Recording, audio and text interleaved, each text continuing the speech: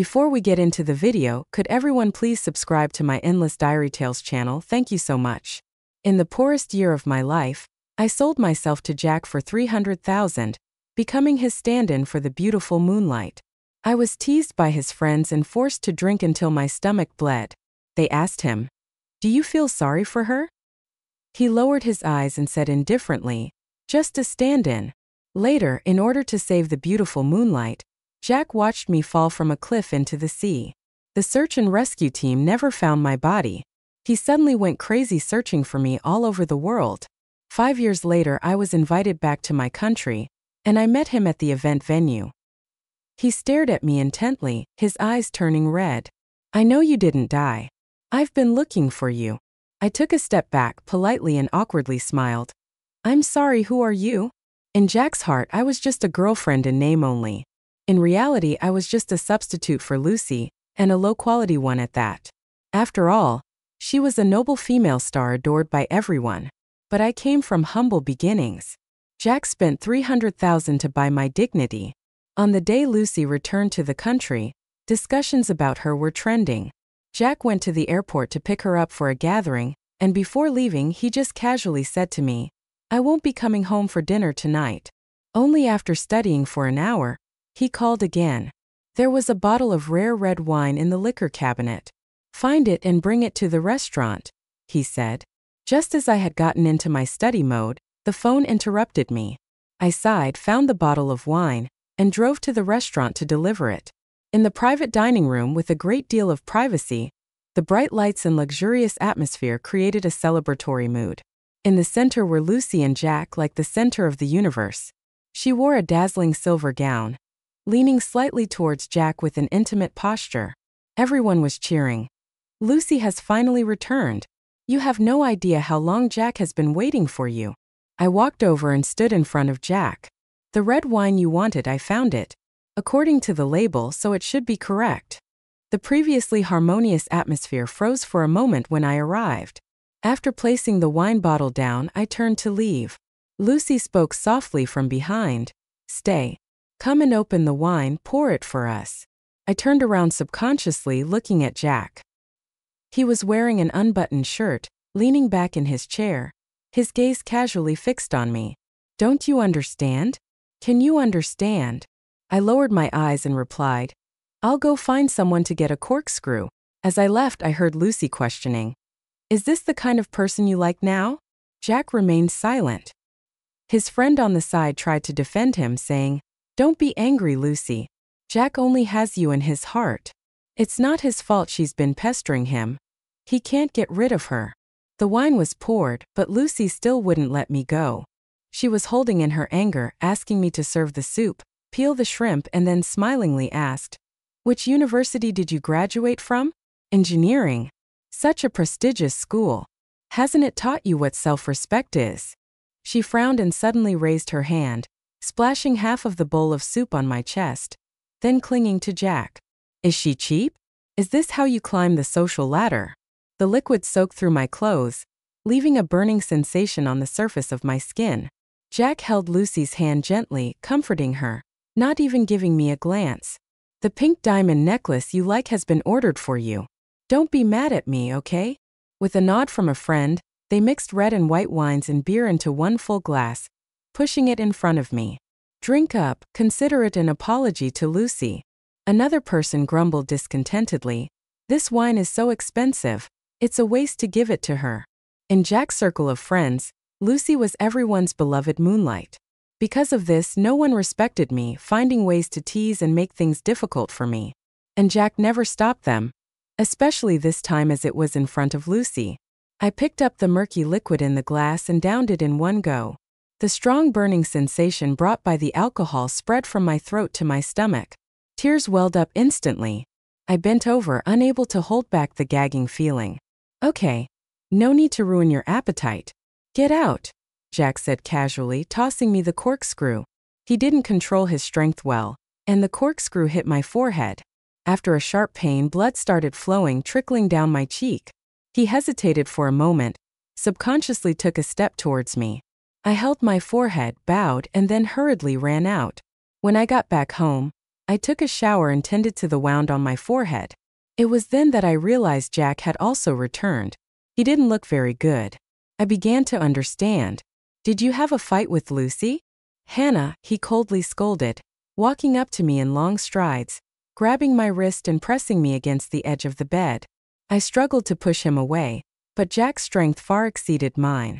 The light swayed, the brightness shining pierced through my closed eyes. Tears inevitably seeped out. He paused for a moment, pinching my chin, forcing me to lift my face. Why cry? Feel wronged? Hannah, didn't you say you liked me, and that you were willing to do anything to stay by my side, regardless of status? The kiss on my lips was forceful, carrying a vicious strength. It quickly made me taste the bittersweetness of blood. Jack ordered me. Have you forgotten everything I taught you before? Close your eyes. Your eyes, they look least like hers. In his actions that were far from gentle, the pain intensified. In my confusion, when I opened my eyes, I coincidentally met his inexplicably dark gaze. A gaze that seemed to carry a certain emotional release. Suddenly I understood. I had angered Lucy and Jack was punishing me. Consumed by a huge sense of shame, I thought back to the past. When we first met, I was a penniless, impoverished student. And he was the high and mighty Jack. In the bar where I worked, he got drunk and became furious as he looked at my face. Don't come here and do such pieceable things with a face that's somewhat similar to hers. Later, my grandmother, who was my only family, fell ill, and I had borrowed money from every possible platform but was still short of 300,000. For that amount, I sold myself to Jack. It was a proactive surrender. The price? He forbade me from continuing my studies and pursuing a postgraduate degree. A stand-in must look like a stand-in. He spoke indifferently, with just a few words deciding the course of my life. Didn't you say you liked me? At least for these 3 years, stay by my side. Don't go anywhere. Initially, it was because Lucy left him to study abroad. Jack wouldn't allow the same situation to happen again. From that day on, my dream of pursuing further education and research became truly out of reach. My grandmother couldn't survive the complications after surgery, holding on for half a year before passing away. I sat in the graveyard all night, my mind in a daze. In the middle of the night, rain started to patter down. An umbrella appeared over my head. It was Jack. He looked down at me with a gentle, rare tone. How long are you going to stay here? I'll accompany you. We were together for 3 years. I took care of him meticulously. There were brief moments of tenderness between us, but I knew that Jack actually looked down on me. It was also during a gambling session with his buddies when I went to pick him up but was stopped and teased by a few people. They looked me over, saying with a laugh, "Indeed, she does resemble Lucy a bit. Heard she's a high-achieving student from a top engineering school. Even worked on a patented project. True or false? Hey, how did you work on a project? Such a high-achieving student. Why not demonstrate for us here?" Watching them, I pinched my palms tightly. Research is a serious matter, not for mockery or entertainment. The man leading the teasing sneered. What's with the act? You talk about research, but isn't it just to get a good price for yourself? The bottle of wine was pushed towards me. Not willing, huh? Then drink up. Finish this bottle and Jack will go with you. Indeed, I received 300,000 from him. This was what I deserved. Before Lucy left the country, she was already a top-tier star. Now that she had returned with extra luster, she had numerous film contracts waiting for her. She called and said that she had just returned to the country and needed a useful assistant. She thought, "You, Hannah, looked good. Seemed like you knew how to serve people." Jack fell silent for a moment. She chuckled. "What? Can't bear to part with her?" "No," Jack replied indifferently. "If you need her, then I'll let her go." I followed Lucy onto the film set. During breaks, the second female lead, Karina, came over to chat. "Lucy, your assistant looks quite similar to you. It's just that her eyes aren't quite the same. She has a teardrop mole, adding more charm than you." Karina was originally cast as the female lead in the movie, but Lucy returned and directly snatched her role. Karina felt resentful. By saying this, she intentionally tried to provoke Lucy. As expected, Lucy's face changed, and her eyes looked at me with almost undisguised hatred. After finishing work in the afternoon, She said she had lost her ring. It should have fallen into the lake when they were shooting by the lakeside. Her gaze moved around and finally landed on me. Hannah, go into the lake and find it for me. The artificial lake had a low water level, barely reaching up to my waist. I immersed myself in it, bending down to feel the silt at the bottom of the lake. The evening sky was tinted with the remaining red hues of the sunset, gradually darkening with the arrival of night. It was clear that Lucy was deliberately making things difficult as everyone stood silently on the shore watching. No one would stand up for an unknown assistant. My fingers were wrinkled and turned white from the icy lake water as I touched the mud at the bottom. It reminded me of my university days, immersed in the laboratory, working on my graduation project. Keeping my hands clean and dry, picking up test tubes, culture dishes and slides, observing results, recording data. My senior sisters and mentors all said I was a talented student and would go far in this field. But an ordinary person's life cannot withstand a single bump. Just a slight setback could destroy everything. Even though it had only been 3 years, it felt like a lifetime ago. Finally, when the sky was completely dark, the stylist spoke up. Lucy, I found your ring.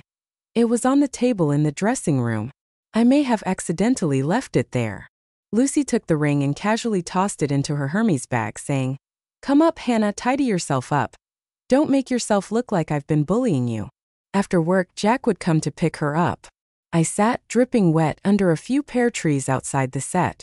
I didn't know how long passed before the black Rolls-Royce turned back. Jack got out of the car and walked up to me, saying, Go home and change.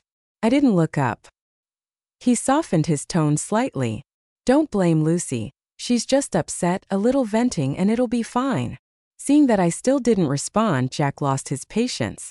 That's enough, Hannah. Who are you sulking at? I sniffed, holding back tears, and looked up at him. Jack, it's been 3 years and now Lucy is back. Please let me go. His face changed slightly. Where do you want to go? I picked up the canvas bag next to me and took out a document saying, I've applied to a top foreign university for a master's degree in biological sciences, and they have already sent me an acceptance letter. Before I could finish speaking, Jack snatched the pages and tore them to pieces. He grabbed my wet wrist and pushed me into the car, his hot palm touching my icy arm, warming gradually. Under the dim glow of the car's headlights, Jack looked at me with a chilling gaze. You better not even think about it. Nowhere is allowed. Hannah, you are my girlfriend. After that day, I never went back to the set. Jack found a new assistant for Lucy, then arranged for me. He said, You'll be working in my company as my personal assistant. You'll be with me from now on. Playing with a pen in his hand. Then, looking up at me, he softened his tone slightly. It was Karina who deliberately provoked your relationship with Lucy that day. I've talked to someone, and she won't be acting in any more films. Seeing my lack of reaction or response, Jack's face darkened. With a warning tone, he said, Hannah, don't try my patience. Have I been unreasonable?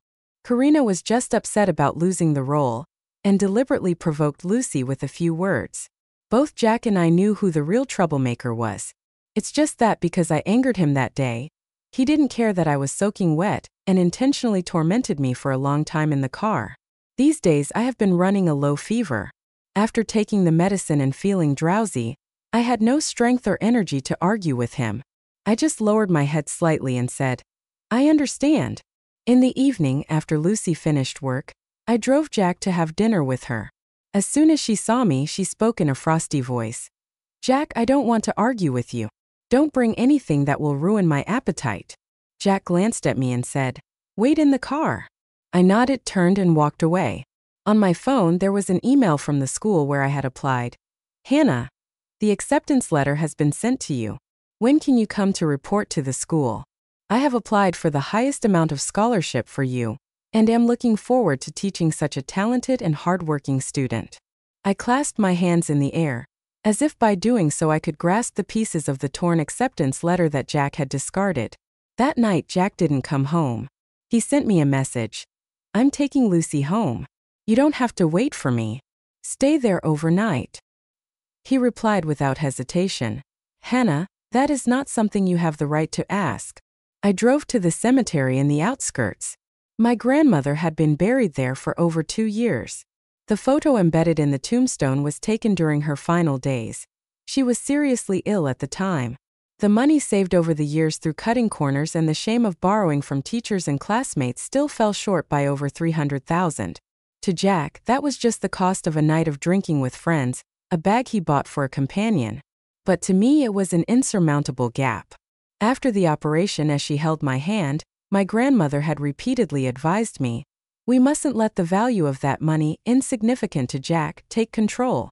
So for 3 years I had followed Jack's every request, no matter how unreasonable. But did I want to spend the rest of my life, my dreams and aspirations, consumed here? The cemetery was desolate, with only the sound of the wind and chirping insects. My grandmother's image on the gravestone silently watched me. She was gone forever, never to answer me again. That afternoon, a familiar person unexpectedly found me. It was Karina. Gone was the pride she exuded from the film set and the confrontations with Lucy, replaced by a disheveled appearance. She sat in the corner of a cafe and asked me, "Lucy treated you like that, you must be angry, right? I know you finally managed to climb onto Jack's high branch, and now she comes back and ruins everything." I let out a deep sigh, shaking my head and rejecting her offer. But I had underestimated Karina's madness. Her once proud acting career had been easily destroyed by Jack, and she had lost all sense of reason. That night, photos of Lucy and Jack together surfaced online. So-called insiders revealed, "Jack has a girlfriend. They've been together for years. I've seen them together having dinner. That person is not Lucy at all." To prove her claims, she even posted a photo. Due to being taken surreptitiously, the image was somewhat blurry, but you could still see a woman with short hair, a slim figure, and a beauty spot near her eye. She was looking up, her gaze bright and directed at the man across from her. As I looked at the photo, I felt stunned. It was from 2 years ago, not long after my grandmother passed away. I had been feeling down, and Jack had taken me to a newly opened niche restaurant. They served dishes from my hometown, seasoned in a way that mirrored my grandmother's decades-old habits. After tasting it, I knew he had brought me there on purpose, so I raised my head and sincerely thanked him. "Thank you, Mr. Jack." He chuckled and said, "Hannah, do partners usually address their boyfriends that way?" He suggested I call him honey. I couldn't get used to that level of intimacy, so that's all I could call him. Later, I found out that was how Lucy had always addressed him from childhood. "Hannah." I snapped back to reality, seeing Jack storm in with a dark expression and stride purposefully towards me. Raising his hand, he gave me a slap and grabbed my collar, pushing me to the edge of the table. A photo was forcefully slammed in front of me. It depicted Karina and me sitting in a dimly lit corner of a cafe. His voice was chilling. "What more do you want? If your face didn't bear a resemblance to Lucy, and you didn't have the audacity to offer your body to me for money when your grandmother was lying in the hospital, you would have no right now. Yet here you are, teaming up with others to frame Lucy. How could you be such a malicious woman?" My cheek burned from the blow, my neck strangled by the tight collar, a sense of suffocation surging through me. I managed to open my mouth with some difficulty. It wasn't me. I rejected her. Jack wouldn't believe me. He gripped my jaw, scrutinizing my face up and down as though wanting to tear a piece of flesh with his gaze. After a while, he sneered, "Low-class goods, truly despicable." He let go, watching me weakly collapse to the ground, then stormed out. The tide of public opinion quickly changed. Jack's friends stepped forward to clarify that I was not his girlfriend. Jack had helped her family with medical expenses out of pity, only for her to cling to him and constantly try to climb the social ladder. The meal in the photo was him trying to set things straight with her. Jack had some photos released. One showed me being harassed by customers at a bar. The angles made it appear as if I was welcoming the unwanted advances. There was also a photo of Karina having dinner with an investor. The final one was of the two of us in the cafe. Conclusions were drawn. So Karina, upset about losing a role, held a grudge and conspired with this nightclub woman to spread false rumors. Right? Poor Lucy. My phone number was leaked, and I was flooded with thousands of abusive text messages. People dug out my documents to demand the school revoke my graduate and degree certificates due to moral degradation. Meanwhile, Lucy emerged unscathed from the public opinion storm. On the second night, She confidently posted a photo of her engagement ring on her Weibo account. Congratulations poured in from countless people in the comments section. Meanwhile, the online bullying against me became more intense. For several days, I didn't dare to check my phone. Jack still hadn't returned. My stomach condition flared up again, and I decided to go out to the hospital to get some medication. But I was abducted and thrown into a white van. In an abandoned factory by the seaside, I saw Lucy, also bound and kidnapped. Her expensive gown was stained with dust and torn. Her meticulously groomed silky hair now looked disheveled like dry grass. She looked at me with resentment in her eyes and cursed, "It's you again." I pursed my lips and replied, "I should be the one saying that. What right do you have to speak to me like this, you pauper?" Lucy screamed, "Jack doesn't love you at all. If it weren't for you looking like me, you wouldn't even qualify to be his stand-in by his side." She lost control. The once haughty female star, abducted in the most brutal manner, was locked in a dusty factory, unable to even get a sip of clean water. She screamed and cursed, trying to negotiate, but all she got in return were punches and kicks from the kidnappers. After enduring for 2 days, Karina showed up. I sighed. "I knew it was you." She looked at me with a smile. "You see, you think for Jack, but he wouldn't consider your situation. Now both you and Lucy are here. If I can only save one person, I wonder who he would choose." In fact, the answer to this question didn't need verification. So when the sound of sirens got closer, Karina and her people hurriedly pushed me to the edge of the cliff. I calmly glanced at Jack. He didn't even look at me but gazed at Lucy, saying, "Lucy, don't be afraid." The always prideful Lucy teared up. Sobbing, she called out, "Jack, save me." I gazed at the churning white waves below the cliff, silent. Karina asked me, "Aren't you going to struggle?" "No," I whispered, feeling tired. There were probably discussions about conditions and such. My stomach was getting more painful, and I was covered in layers of cold sweat on my forehead and back. Finally, I heard Jack's voice.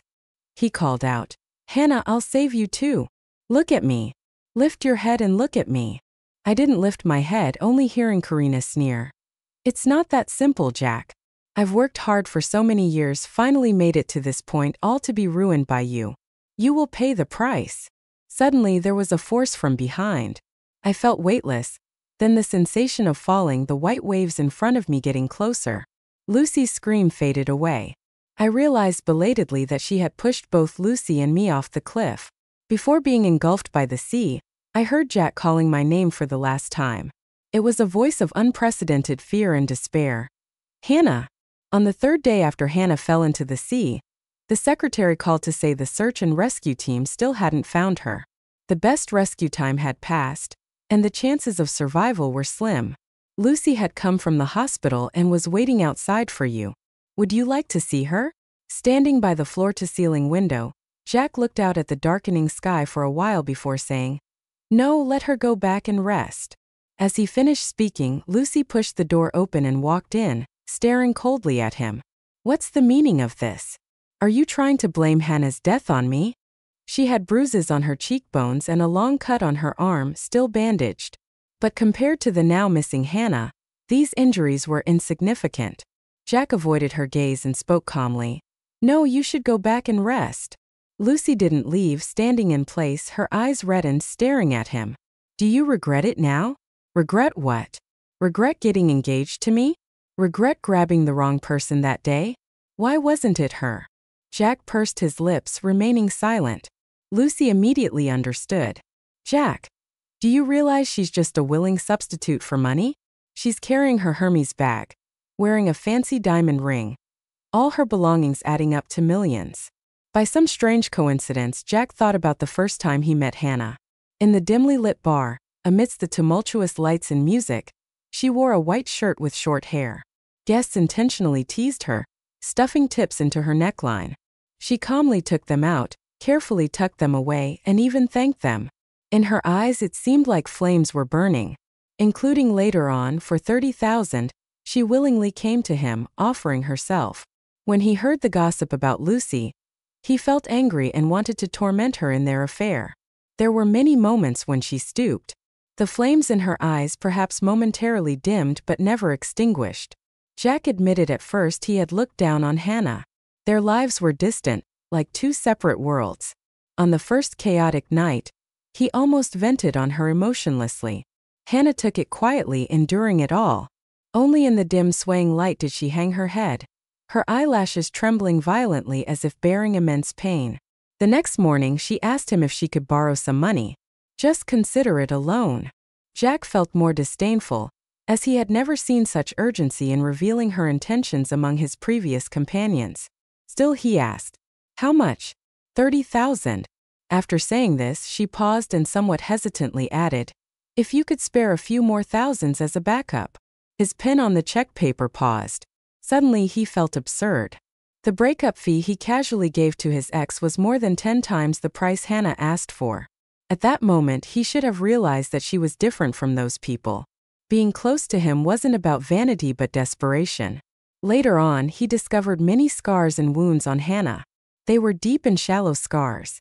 She didn't care much, saying she got them when walking mountain paths to school, sometimes slipping when it rained, leaving scars. Later, Jack often thought about the sudden short pain he felt, which should have been the beginning of falling for her. He forcefully ignored it. He had liked Lucy for so many years. She was like a flower, always meticulously cared for, untouched by any dust, and her pride was expected. Hannah, on the other hand, was like clear lake water. She always quietly followed by his side, receiving his and his friends' deliberate harassment with grace. The more they looked down on her, the more her bright eyes reflected their despicable and shameful acts. Sometimes Jack felt restless because he thought he never truly obtained her. She was only by his side for money, a favor brought by that ridiculous 30,000, forcing her to stay beside him.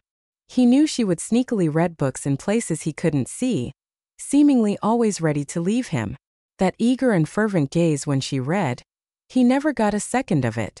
He just wanted Hannah to be able to contain him in her eyes, even if it was disgust or hatred.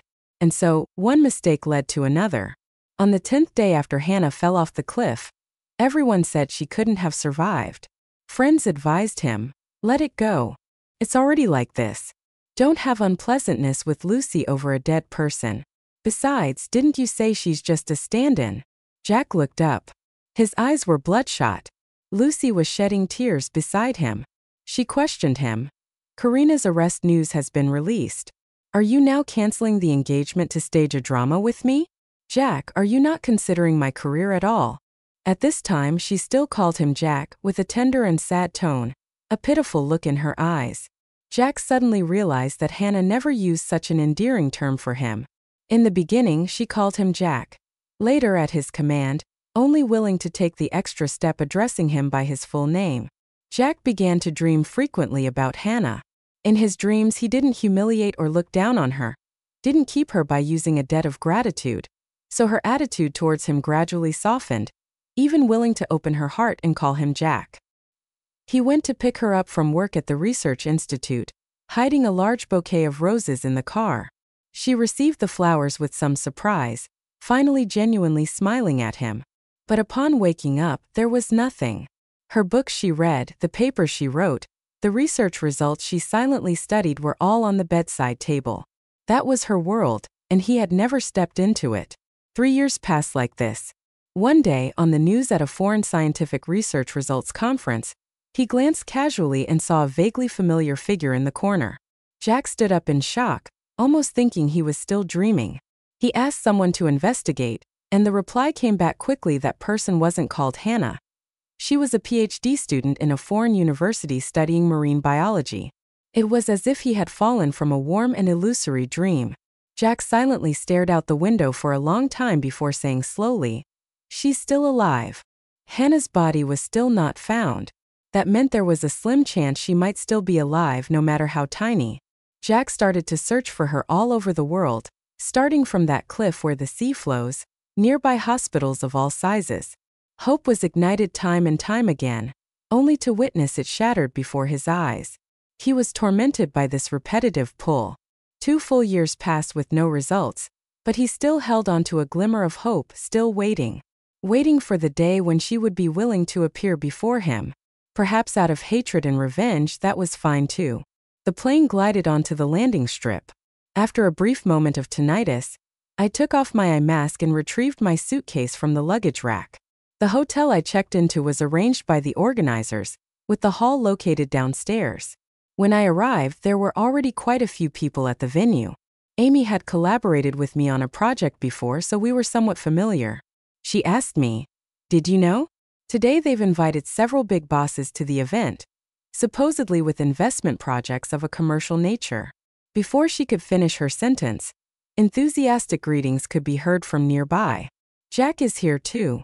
Jack nodded slightly and said, "Yes, just came to take a look." Amy noticed and changed the topic. "You see that person? That's Jack. He used to be in the entertainment and IT industries, but for some reason in the past 2 years, he has started investing in some biotech and pharmaceutical projects." I smiled. "Is that so?" She nodded and continued gossiping. "Yes, you know his fiancée, right? Lucy. She used to be a popular A-list actress, but for some reason, she went to get plastic surgery a few years ago." As Amy was speaking, Jack and the people around him had already walked up to us. "Jack, this is our specially invited guest from abroad, a PhD in cell biology from Columbia University, Professor Hannah." Under a bright crystal light, Jack's indifferent gaze swept over and suddenly locked onto my face. Those around us keenly sensed that something was amiss, but he seemed oblivious and looked at me with red-rimmed eyes. "I know you're not dead. I have been looking for you all this time." I took a step back, evading the hand he wanted to extend towards me, and said, "I'm sorry, who are you?" The atmosphere momentarily stagnated. In the end, the staff came over. To smooth things out, I was politely escorted away. Jack sat in the VIP section, his gaze piercing through the crowd, refusing to look away from me even for a moment. Amy curiously asked, "Do you know Jack?" "I don't." I smiled politely, perhaps he mistook me for someone else. The event proceeded smoothly to the end. Lastly, the staff from the Institute of Biology announced the list of invited PhDs, with my name right there, Hannah. I took the stage and shared a few thoughts, and for a moment our eyes met in midair. Over the next few years, I would be staying there, hoping to engage in academic discussions with my colleagues. I stepped down from the stage and returned to Amy's side. She suddenly slapped her thigh and said, "I remembered you and Jack's ex-fiancée Lucy. You looked quite similar before her plastic surgery. He probably mistook you for Lucy, right?" I finally smiled sincerely. "I think so." After the event dispersed, I unsurprisingly saw Jack's Rolls-Royce parked downstairs at the hotel. He leaned against the front of the car, gazing at me almost longingly. "Hannah," I politely nodded. "Jack," he asked me, "do you hate me so much?" "Don't think like that, Jack," I sighed and said. "I don't have anything to discuss. I should go." "Don't leave." He reached out and grabbed my hem, his voice trembling almost as if pleading. "That day at the cliff, I didn't mean not to save you. Just on instinct I grabbed Lucy. Later I sent people down to look for you and they all said the cliff was steep. Your hands were tied, and falling down would almost certainly mean no luck. But that day I saw you on the news." I glanced at my wristwatch. Time was running out, and I really didn't want to stand by the roadside listening to his inner struggles on my second day back. So I politely smiled, interrupted him and said, "I'm sorry, I have something to attend to, so I'll leave first." "Where are you going?" Just at that moment, a bright orange Porsche pulled up nearby. The driver got out and opened the door. "The boss has already booked a restaurant. Let me take you there." Jack, standing nearby, turned pale in an instant. He watched me get into the car, and just as the door was about to close, he suddenly reached out and asked, "Who is your boss? This doesn't seem to concern you, does it now?" I smirked, my gaze falling on the Rolls-Royce behind him. I couldn't resist a final barb after all these years. "Jack, not changing your car doesn't quite fit your status, does it?"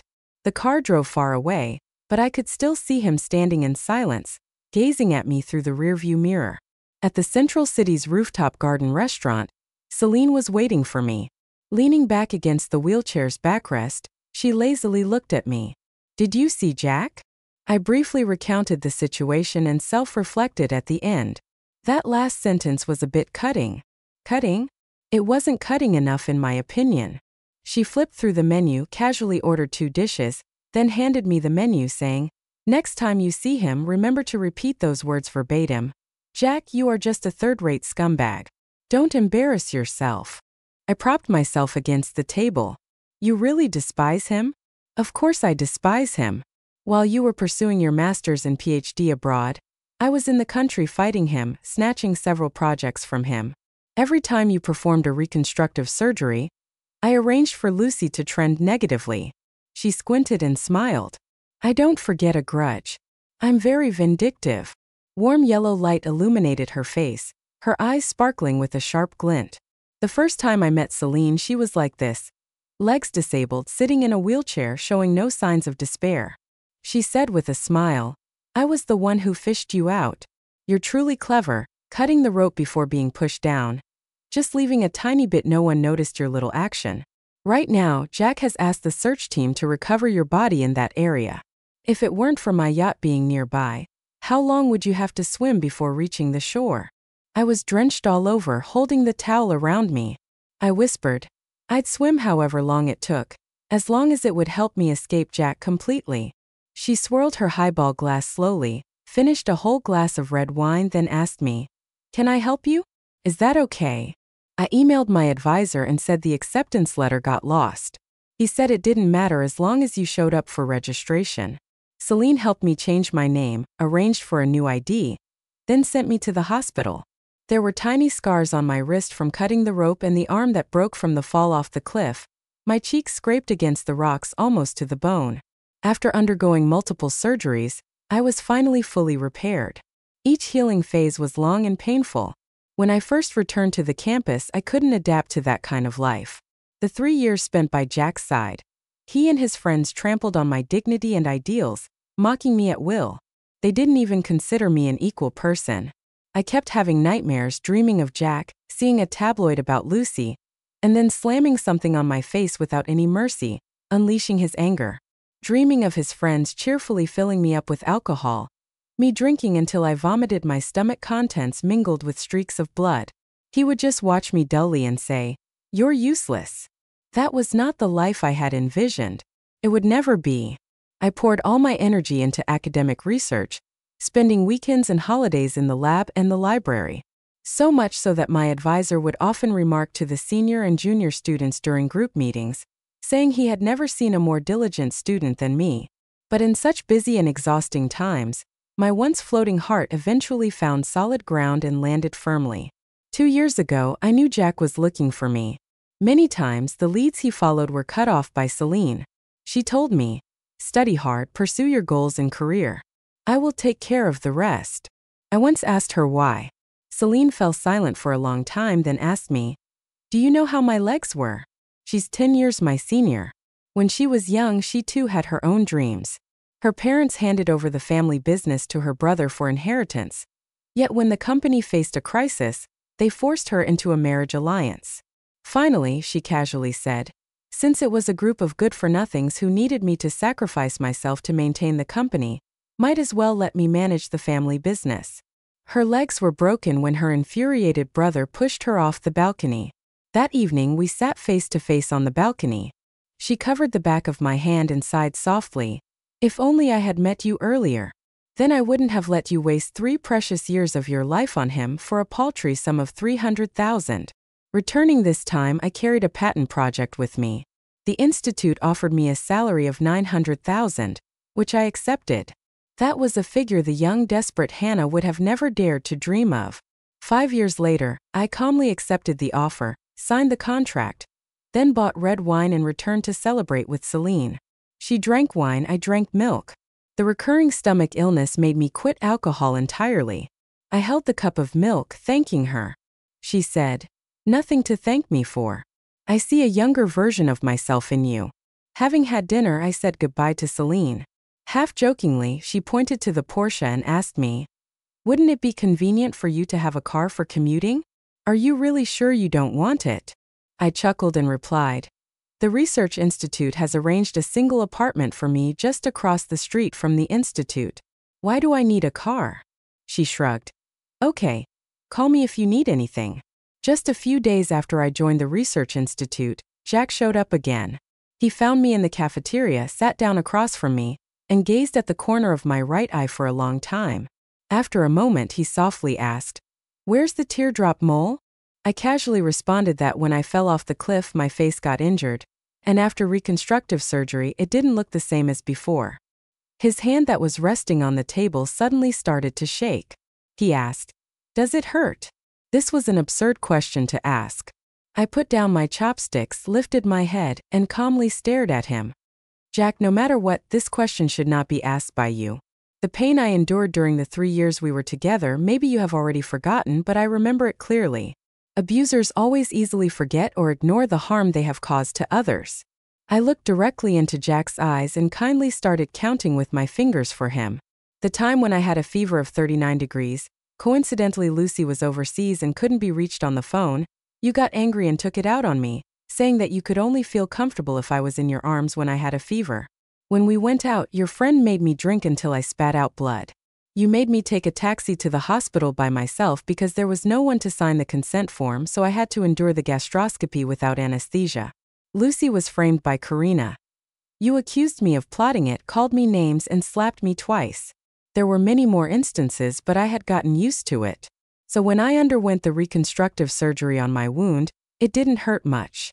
Each time I spoke, his face became a shade paler. In the end, the always superior and cold Jack in my presence shed tears. I felt a bit embarrassed and looked around. Fortunately, the cafeteria was not crowded, and we were seated in a corner where not many people could see us. "I'm sorry, Hannah," he said with tears in his eyes. "I didn't realize my true feelings at that time." He hesitantly continued, "Karina and the others who kidnapped you have been sentenced. My engagement with Lucy will be annulled.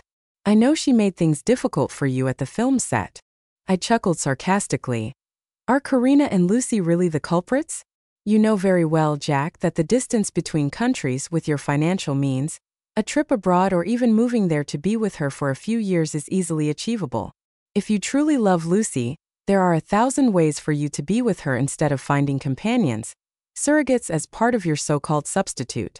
You don't love her that much, and you can't stand being alone, so you always need someone by your side. But you also think highly of yourself, looking down on those who accompany you. So you try every possible way to humiliate them to fulfill your psychological satisfaction." He looked at me blankly, speechless. Finally, with tears in his eyes, he said, "But Hannah, I truly love you now. I know I've done a lot of things to hurt you. Give me a chance, and I will love you and make it up to you with all my heart." I sighed, feeling that he was beyond redemption. "You have everything, and yet you waste it on futile love-hate relationships. Don't you understand? I never liked you. I never had feelings for you. I willingly stayed by your side initially because you truly helped me financially. But all that, after the incident of being thrown off the cliff, I believed I had paid off the debt." I stood up with my tray. Jack suddenly grabbed my hand. He fumbled with his words. "What else do you need? Just give me a chance. Scientific research funding, project investments. I can even set up a separate lab for you so you can be independent and free from constraints. How about it? Don't be pathetic, Jack." I lost my patience completely and shook off his hand. The soup spilled from the tray, splashing on his expensive suit. I pursed my lips and coldly looked at him. "How much for the dry cleaning? Let your assistant bring the receipt to the research institute, and I'll compensate." He looked disheveled like a wretched dog, the light in his eyes completely dimmed. No room for negotiation. A few days after Jack left, Lucy found me. She glared at me with almost disgust, saying, "I thought you were long gone."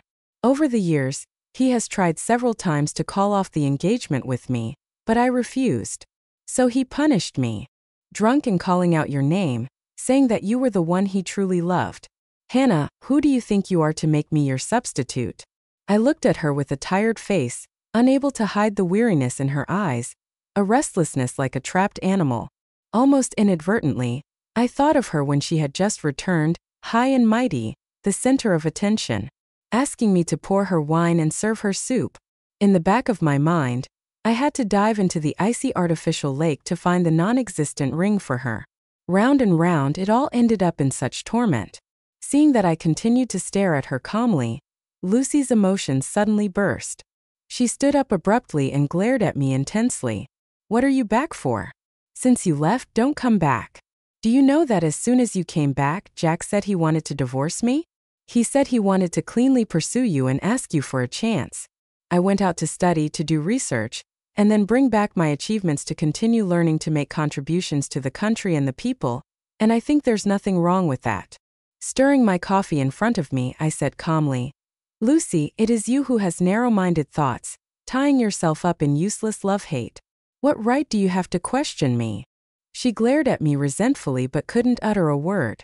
Lucy and Jack are of the same kind. From birth they had everything and lacked nothing. In their views, if you don't love me and I don't love you, it's a great misfortune. But what I have always wanted is the path to achieve my ideals. I ignored Lucy, paid for my coffee, and left. Unexpectedly, that night I saw myself on the trending searches. Like Karina back then, she was skilled at using public opinion as a weapon. In a long Weibo post, she and Jack were portrayed as an engaged couple in love for years, and I was painted as the villain who snatched love away upon my return. Unable to find me, those people went to the official account of the Research Institute to leave comments demanding my dismissal. How can a person with a high education halo but poor character handle important scientific research work? This time the public opinion came on strongly. A few extreme fans even went outside the Research Institute and held up banners. I directly reported to the police. Celine was furious. I gave her face. What qualifications does a plastic surgery freak have to act so high and mighty? I stopped her. This time let me handle it myself. Some things, even if I didn't mention them back then, were not without evidence. I registered an account and posted a video. Back at the film set, when Lucy and Karina had a conflict, feeling upset, they forced me to go underwater to find the non-existent ring for her. In fact, there was a lowly assistant on the scene, always oppressed, who secretly recorded the scene and sent the video to me. She said, "If she bullies you again, expose it. That's how these people are elevated by fans. They don't see us as people." 5 years ago, I didn't expose it because I knew very well that the root of the problem was not with Lucy but with Jack. But this time she provoked me voluntarily. After the video was released, public opinion was in an uproar. The video was clear and complete. Soon, Jack also stepped forward, admitting that he had maintained a romantic relationship with me during his time with Lucy. In other words, Lucy was the third person who took over, and now she tried to turn the tables. Her reputation plummeted, and her film contracts and commercial endorsements were all cancelled. As for Jack's company, the stock price plummeted. Ignoring it all, he called me in the middle of the night. "Hannah, how do you want to get back at me? Or repay me for what I did to you back then?" I chuckled lightly. "No need. I find any further contact with you now to be dirty." He seemed not to care about my sarcasm. The next day at the Research Institute, the leader told me that the funding for the biological project I led had doubled, and it came from Jack's private sponsorship. Before I could refuse, he winked at me. "Since it's funding, how to utilize it is entirely up to you. Besides, this is Jack's support for our research project. It's not about personal emotions." I smiled and accepted his proposal. Jack started coming over in his car every day, waiting at the entrance of the Research Institute, but I ignored him, indifferent to his efforts. That afternoon he even brought some of his former friends. Several well-dressed men stood at the entrance, bowed to me, and apologized. With my experiment data having gone awry these days, my mood was already bad. The passing colleagues and onlookers' curious gazes embarrassed me even more. Finally, I couldn't hold back my anger and said, "Jack, are you out of your mind?" He looked at me wistfully. "Hannah, I just want to apologize for those past actions towards you." "There's no need." I looked at him expressionlessly. "I have my own life and work now. As long as you don't disrupt me anymore, that's all I ask. Also, take care of Lucy. You two solve your relationship problems yourselves." Jack didn't really like me. It was just that I miraculously survived after falling off the cliff in his presence. That turned into an obsession for him, as if obtaining it would prove something. Just like Lucy back then, I swept my gaze over him and his friends one by one and suddenly said, "Do you remember? Back then I went to the bar to pick you up to take you home, but your friend stopped me and insisted that I perform my research project. I heard from my teacher that you donated funds to the project I am currently researching. So welcome to bring your friends to the lab for a visit to see how I record data and advance the project. After 8 years, I finally openly retaliated against their mockery. That day, Jack looked at me in pain, his eyelashes trembling, almost unable to speak. As dusk approached, the light from the sky gradually dimmed. The autumn wind blew, fallen leaves swirling and landing between us. Jack and I stood face to face, no longer in the humble and pleading. He took a deep breath and asked me with some difficulty, "If from the beginning when we first met I treated you with equal respect, lent you money if you needed it, and did not stop you from continuing your studies, would you have possibly liked me?" Without hesitation, I said I would be very grateful to you and would repay the money as soon as possible. In the future, I would provide assistance to you in any way I can. As for whether I like you or not, that has never been an option in my life. I hadn't seen Jack for a long time. The next news I heard about him was surprisingly in the news. Lucy's days became difficult. Her family pressured Jack to marry her. Jack refused. No matter what, feeling annoyed, he drove out to clear his mind. The brakes failed on a mountain road and he fell off a cliff. When he was rescued, he was covered in blood and in a deep coma. The police investigated and eventually traced it back to Lucy. She admitted it. "Yes, it's me. He started it first. Why should I be left because of a poor substitute? Once a popular female celebrity, now fallen from grace, completely out of control. I wasn't feeling well, and he won't get away smoothly either." Some of Jack's friends came to me wanting me to go to the hospital to see him. I firmly refused. "I don't think there's a need for that, right?" He angrily stared at me. "Do you know what Jack did for you?" "I know," I said with a smile. "Did he bring me to your party and let you all drink and tease me? Or did he release taken out of context photos of me to tarnish my reputation?" His face changed color, speechless. The experimental project went through several setbacks but eventually yielded results. When the presentation event was held, Jack was still lying in the hospital unconscious. Afterwards, I went to the cemetery again. My grandmother was still on the tombstone, smiling kindly at me. I breathed a sigh of relief watching the mist spread in the cold air. Actually, when my grandmother was on her deathbed, she held Jack's hand and asked him to be kinder to me. She said, "I know Hannah borrowed $300,000 because of my illness. It's my fault. Don't blame her. She's really been through a lot over the years." Her thin hand, with veins showing from the effort, struggled to speak more and more. "Treat her well." Jack remained silent for a while, saying, "Okay." My grandmother finally left with peace of mind. I lay on her body, almost unable to make a sound, just crying incessantly. By chance, I glanced up and saw Jack frowning, wiping his hands with disinfectant wipes. He had always looked down on me and the struggling poor people in this world. But now it's his turn. My research results have gradually been put into use, and I will soon be involved in the next project. Maybe in many years I will be a famous biologist in history. By then you will surely be happy for me, right? Leaning against my grandmother's tombstone, I said many words until the sky completely darkened. I got up and left. Celine was waiting at the door. She had the driver bring a black car to pick me up. Once in the car, my frozen body gradually regained feeling. That night, the sky was cloudless, the moonlight shining brightly. Tree shadows swirled past the car window along with one streetlight after another. Finally, I was back on the path of pursuing my dream after many years. This time I will not stop again.